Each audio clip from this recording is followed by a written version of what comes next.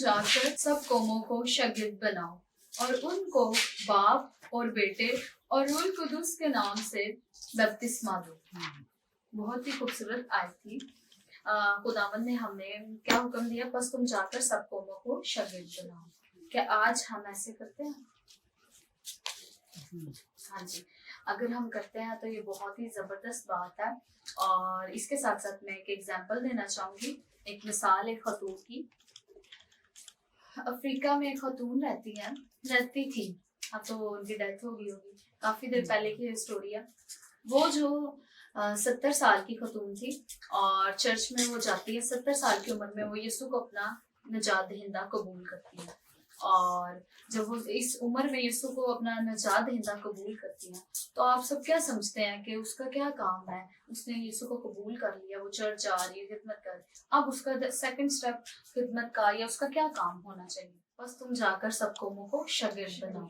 अब वो जो खतून है, अब वो ये सोच रही है, चर्च जाती है, मेरी तो जिंदगी खुदावन ने बचा ली, मुझे तो बचा लिया, मैं यीशु के पास आ गई, अब मैं आगे मेरा क्या काम है, मैं क्या करूं?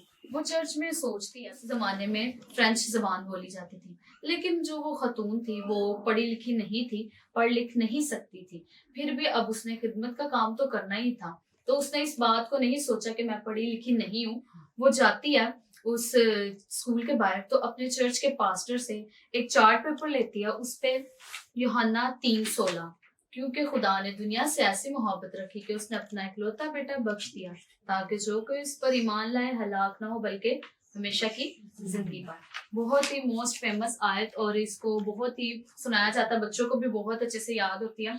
तो वो ये आयत लिख लेती है, और जब भी छुट्टी होती या स्कूल बच्चों के जाने का टाइम होता, वो खतून ऐसे चार्ट पेपर पकड़ के ये आयत को ऐसे फ्रेंच लैंग्वेज में लिखी होती थी, उनको दिखाती थी।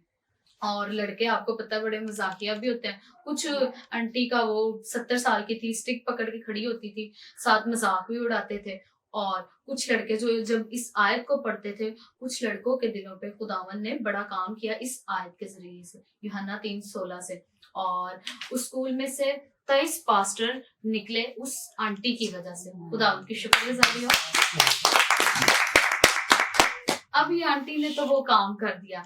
खुदावन ने उनको बोला कि अब आप ने जैसे गाइड किया, उन्होंने ये फील किया कि मैंने इस आयत को, बस तुम जाकर सब कौमों को शागिर्द बनाओ। खुद तो वो बच गई, उनकी जिंदगी बच गई। उन्होंने जाकर दूसरा स्टेप क्या किया? उन्होंने शागिर्द बनाने की कोशिश की और वो कामयाब भी रही। स्कूल में से 23 पास्टर निकले। हम ये सोच रहे हैं कि हमने, ये भी एक बात हमारे माइंड में आती है कि हमने किन लोगों को यीशु के करीब लाना है। सबसे पहले हमने घर से अपने शुरू करना है।